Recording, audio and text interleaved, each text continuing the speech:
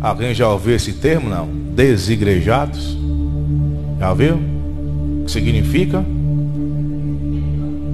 Como é? Pegou pesado, viu? Fala, minha santa. Pois é, esse desigrejado. O cara falou, pastor de si mesmo, acho que está tudo certo. Enfim, eu quero chamar a sua atenção para isso, e o próprio Jesus, ele chama atenção para isso aqui no Evangelho de João 16, versículo de número 25. Vamos lá. Evangelho de João 16, 25. Diz o seguinte: disse-vos isso por parábolas.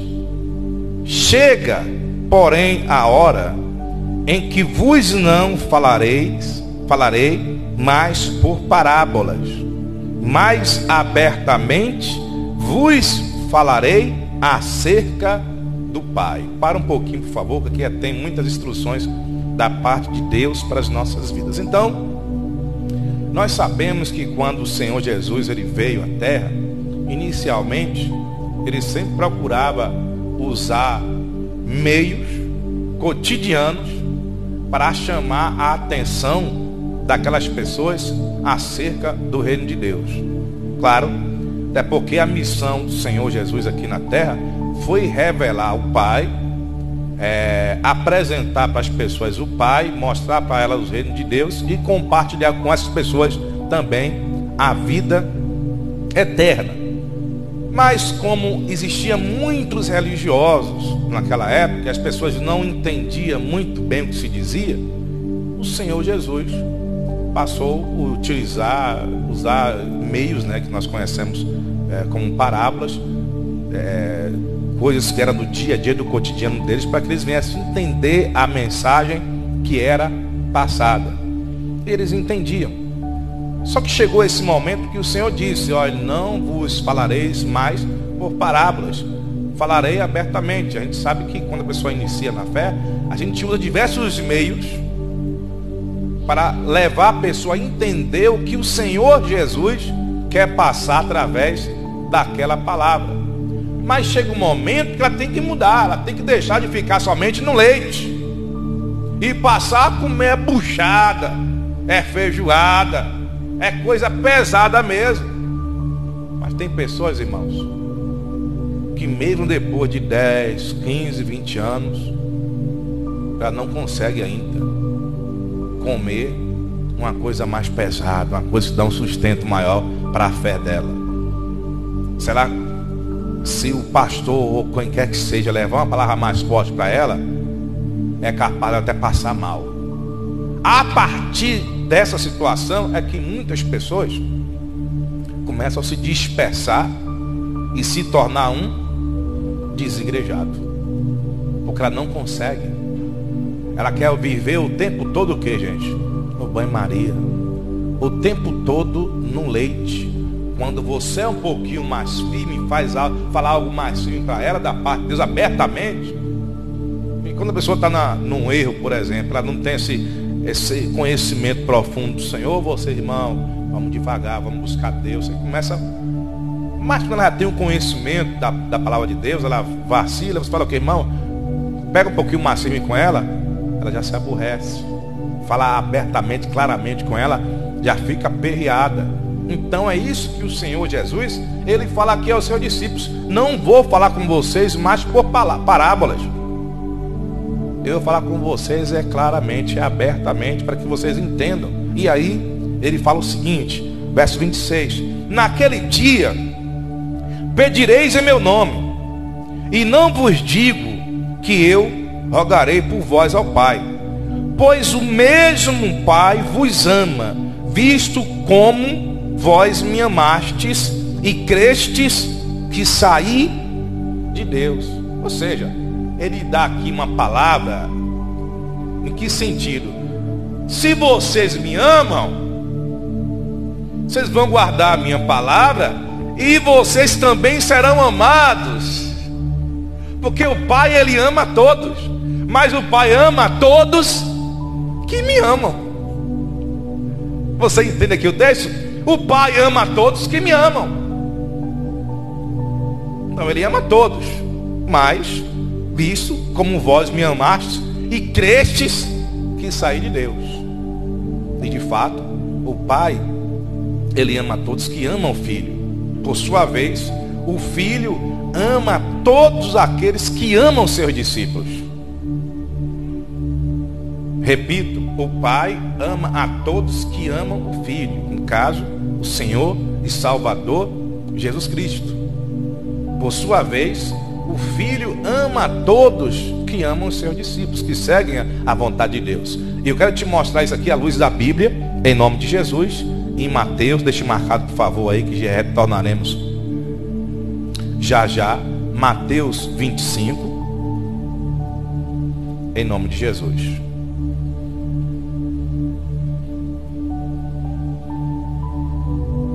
Mateus 25, versículo de número 31, em nome de Jesus.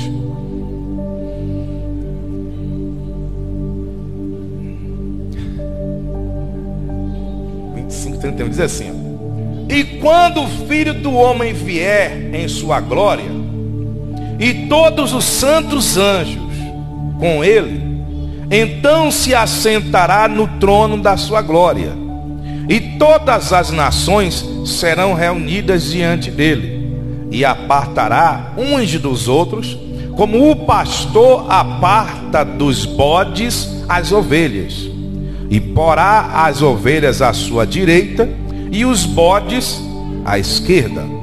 Então dirá o rei aos que estiverem à sua direita: vinde, benditos de meu Pai, possui por herança o reino que vos está preparado desde a fundação do mundo. Porque tive fome e deste-me de comer, tive sede e deste-me de beber, era estrangeiro e hospedaste-me, estava nu e vestiste-me, adoeci e visitaste-me, estive na prisão e foste ver-me. Então os justos lhe responderão dizendo: Senhor, quando te vimos com fome e te demos de comer, ou com sede e te demos de beber? E quando te vimos estrangeiro e te hospedamos, ou nu e te vestimos? E quando te vimos enfermo ou na prisão e formos ver-te? E respondendo o rei lhe dirá: em verdade vos digo que quando fizeste a um destes meus pequeninos irmãos, a mim o fizeste. Amém? Então, quando nós fazemos para alguém em nome do Senhor Jesus, algum dos irmãos, é o mesmo que viermos a fazer para quem? Para o próprio Senhor Jesus Cristo. Então, Deus ama a todos que amam o Filho, e o Filho igualmente ama a todos que amam o quê?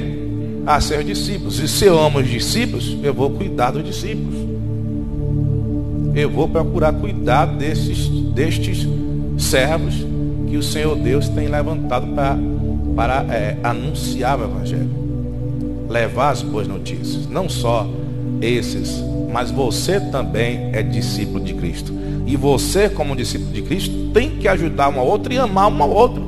Amai-vos uns aos outros como eu que vos amei. Então tem que procurar amar o outro, procurar fazer aquilo que o Senhor Jesus faria, irmãos. Então essa é a vontade de Deus. Ele veio revelar o Pai e compartilhar a vida eterna para com todos nós. Se eu não entendo isso, eu vou começar a me dispersar, e logo me tornarei um desigrejado. E aí ele fala mais, tratando do mesmo assunto, Efésios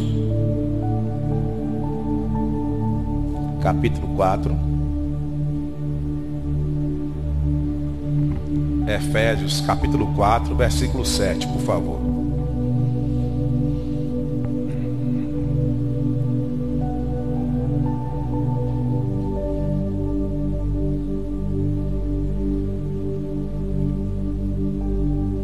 Amém, amados? Diz assim, ó: mas a graça foi dada a cada um de nós segundo a medida do dom de Cristo. Pelo que diz: subindo ao alto, levou cativo o cativeiro e deu dons aos homens. Ora, isto ele subiu, que é, senão que também antes tinha descido às partes mais baixas da terra. Aquele que desceu é também o mesmo que subiu acima de todos os céus, para cumprir todas as coisas.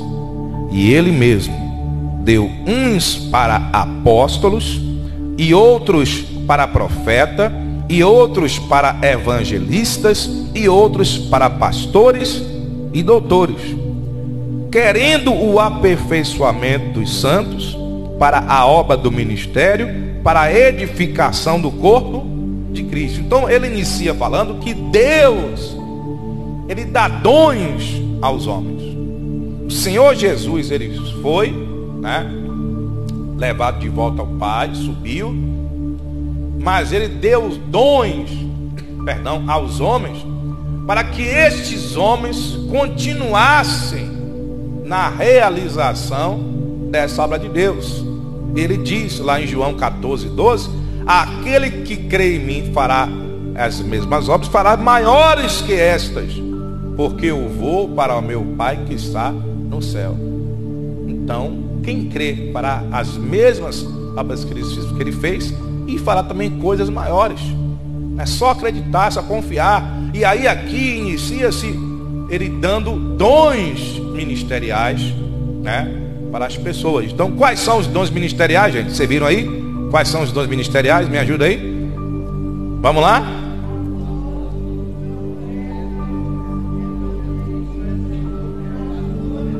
Tá vendo?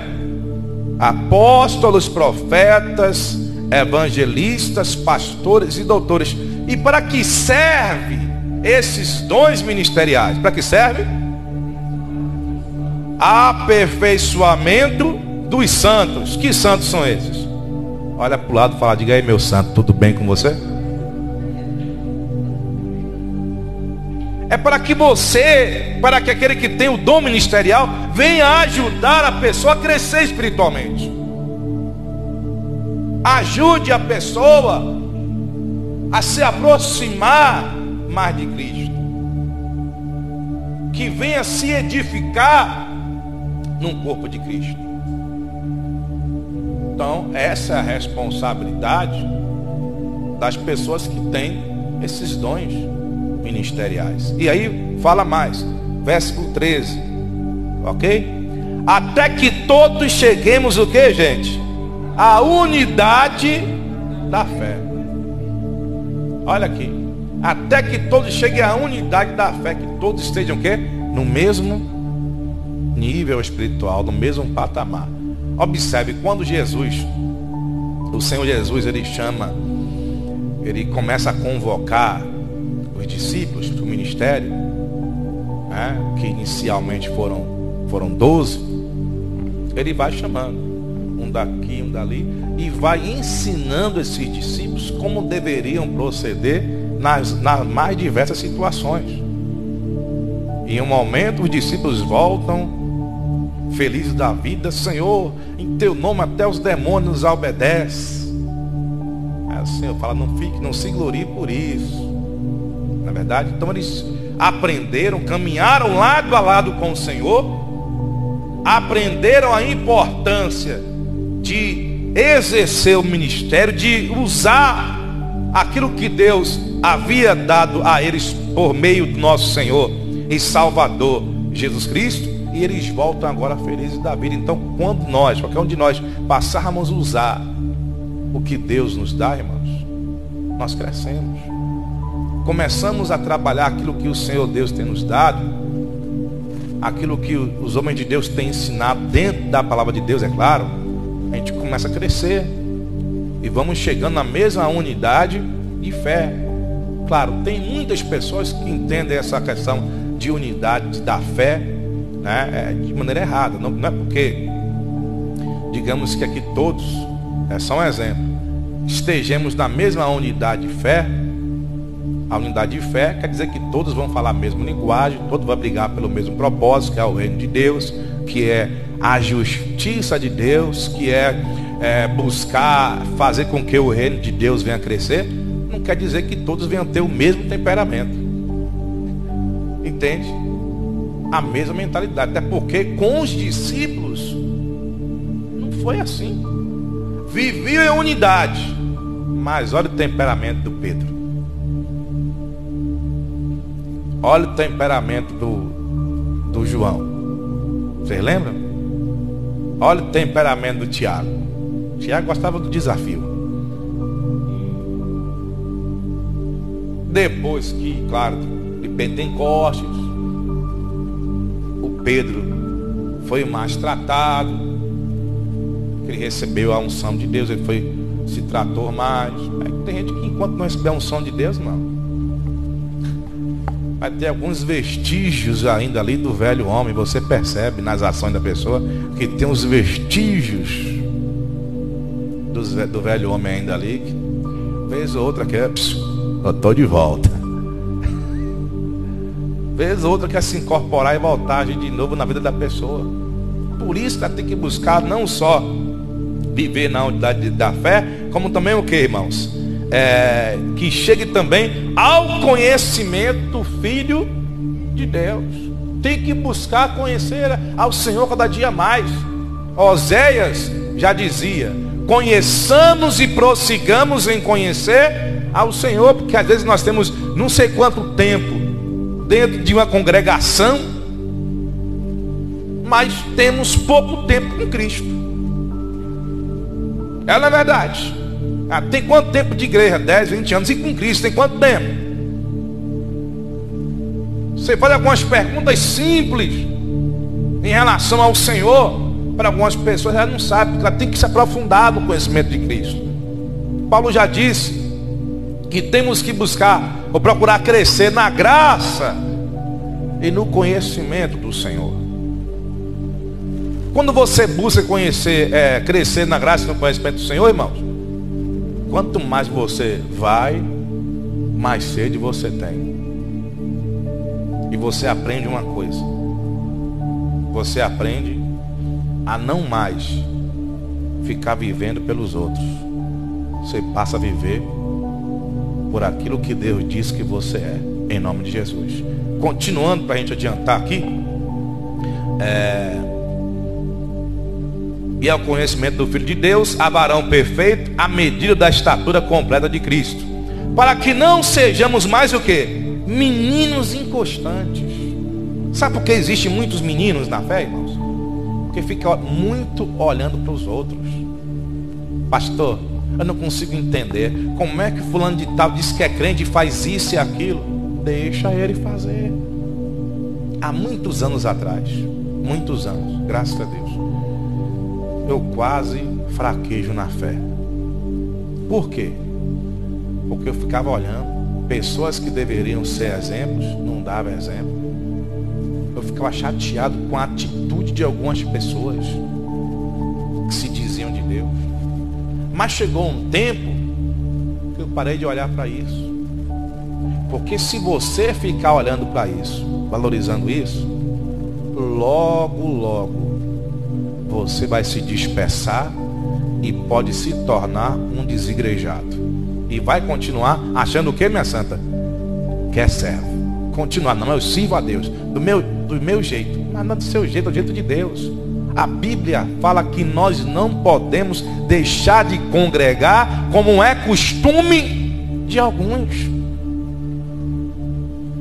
Salvo por motivo de força maior, que tem aquelas pessoas que estão acamadas, que estão com debilidades, dificuldade de se locomover, etc e tal. São exceções. São exceções. Fora isso, meu irmão, eu tenho que estar ali buscando a Deus. Eu tenho que estar me comprometendo a estar com Deus. Eu não posso deixar a casa de Deus deserta. Como Ageu fala muito bem isso no capítulo 1 de Ageu. Muitos estão deixando a casa de Deus deserta. Temos que estar buscando a Deus. Não ficar olhando para aqui o erro de A, erro de B. Olha para o seu erro. Para de ficar olhando o erro dos outros. Olha para o seu e conserta o seu. Porque se você ficar olhando para o erro dos outros e comentando o erro dos outros, você vai se dispersar. Você vai começar a ficar duvidando da fé, duvidando do poder de Deus e vai enfraquecer espiritualmente. Ninguém desvia da noite para o dia, de uma hora para outra. Ela vai acumulando, e que já tinha uma assiduidade, uma frequência ali na casa de Deus, começa a reduzir essa frequência, vai reduzindo, menos imaginar, lá está fora. Não, estou fazendo agora os meus cultos, as minhas orações em casa, tá bom demais. Mas Deus quer isso. Você tem que fazer oração em casa sim. Não pode deixar. Você não pode ser crente aqui e lá se você não ser crente. Tem que ser servo de Deus em todos os lugares, no nome de Jesus. Mas eu não posso deixar de congregar de forma alguma. Eu não posso deixar de estar ali buscando a Deus de forma alguma, em nome de Jesus. Aí ele fala mais, para que não sejamos lá meninos inconstantes, levados em roda por todo vento de doutrina, pelo engano dos homens que com astúcia enganam fraudulosamente. Gente que está assim, irmãos. Qualquer vento de doutrina que ele vê, nossa, é de Deus. Por isso que tem muita gente sendo enganada, irmãos. Não sei como é que a pessoa, ela abandona, ela deixa de ler a Bíblia, de seguir o que está escrito, para seguir o que estão dizendo. A palavra de Deus é clara: seja Deus verdadeiro e todo homem mentiroso. Segue a palavra, rapaz. Siga o que Deus fala. Estou aqui falando, isso aí não está na Bíblia, então não segue não. Isso pode ser furada para você. Mas muitos sabem por que segue? Porque diz alguma coisa que ele encheu o ego dele, ele quer se beneficiar com aquilo ali, aí ele vai lá e arrisca. Ele quer seguir por isso. É na verdade. Mas ele não sabe que está o quê? Sendo enganado. Ou alguns sabem, mas gostam. Tem gente que gosta de ser enganado. Vai deixando, e a coisa vai piorando para a vida dela. Diz mais: antes, seguindo a verdade em amor, cresçamos em tudo naquele que é o que, gente? A cabeça, Cristo. Devemos crescer em Cristo. Cristo que é o cabeça da igreja. Por isso que temos que seguir a Cristo e não mais ninguém. Segue a Cristo, firme em Cristo. Segue a palavra de Deus. Congregue, busque a Deus. Se esforce, se empenhe, se dedique. Não fique em roda de conversas que só vai levar você a ficar fraco espiritualmente. Em grupos de religiosos que bloqueiam o teu crescimento espiritual, que bloqueiam a tua fé. Busque a Deus. Se compromete com o Senhor cada dia mais. Você vai crescer. Você passará a ver as coisas na sua vida dando certo. E não perde tempo com negócio de discussão religiosa, porque a palavra de Deus já diz que a homem é herege. Depois de uma e duas admoestação, evita-o, porque ele em si já está condenado.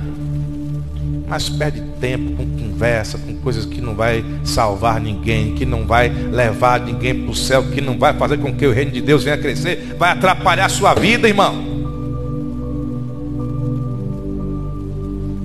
Fé é diferente. Aí começa a pensar: nossa, quem é que está certo, quem é que está errado, quem que tá... vai atrapalhar você. Tem que seguir o que está o quê? Na palavra de Deus. Aquele que me ama obedece a minha palavra, segue as minhas orientações. Seguindo, para a gente finalizar essa parte aqui, em nome de Jesus. Do qual todo o corpo, bem ajustado e ligado pelo auxílio de todas as juntas, segundo a justa operação de cada parte, faz o aumento do corpo para a sua edificação em amor. Então tem que estar ajustado em quem? Em Cristo. Ligado em quem? Em Cristo. Fique ligado em Cristo. Se ajuste em Cristo. Busque crescer na graça e no conhecimento de Cristo, de Deus. Não em nenhum ensinamento, nenhuma doutrina aí. Firme em Cristo. Siga a palavra de Deus, que tudo dará certo para você em nome de Jesus. Volta lá onde nós começamos, Evangelho de João 16, em nome de Jesus.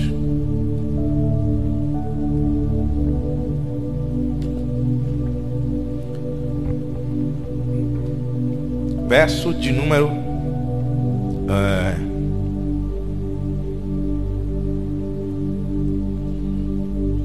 28, né, gente? Diz assim: saí do Pai e vim ao mundo. Outra vez deixo o mundo e vou para o Pai.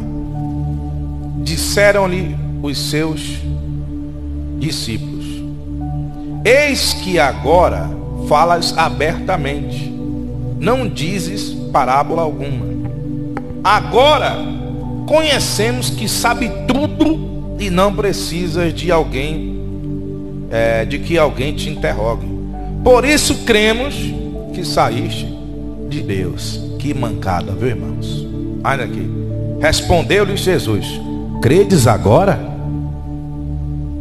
Depois de tanto tempo caminhando junto, porque agora ele fala abertamente? Não, agora eu sei que esse daí ele veio de Deus de verdade. O Senhor trabalhando eles, preparando eles, e aí o Senhor fala mais. 32 diz assim: eis que chega a hora e já se aproxima, em que vós o quê? Está vendo?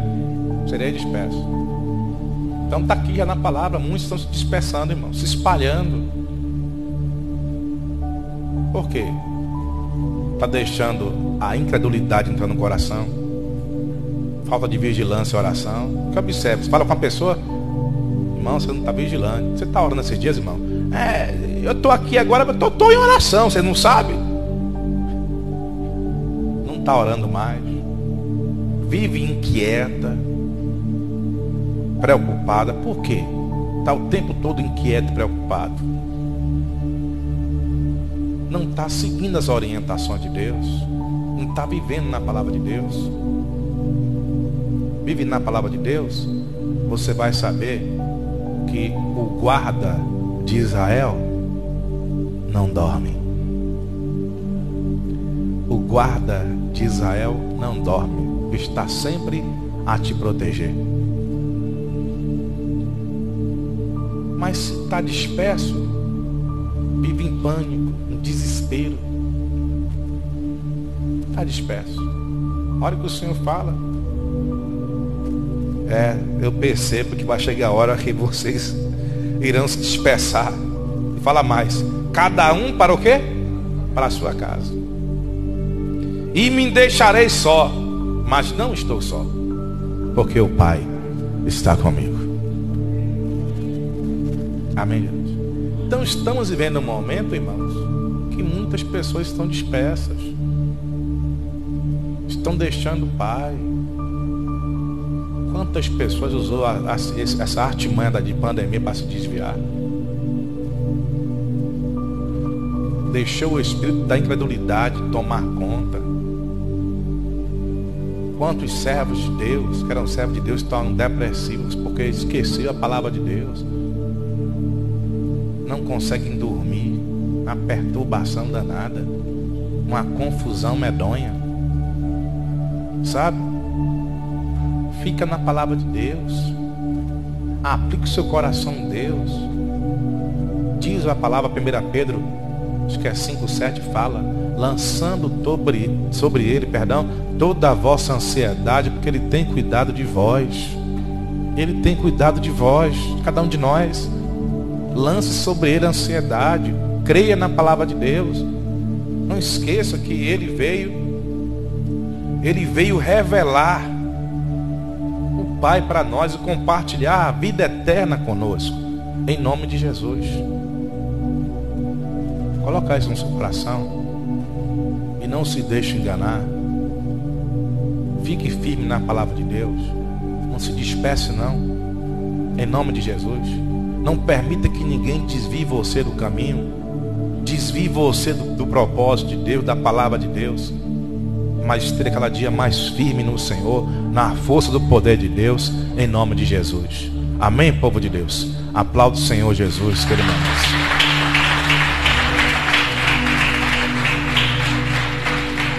Deixa eu orar pelos amigos de casa. Fica atento aí, Vinícius. Em nome de Jesus. Pai, em nome de Jesus, eu venho abençoar os amigos que nos acompanham no seu lar, meu Deus.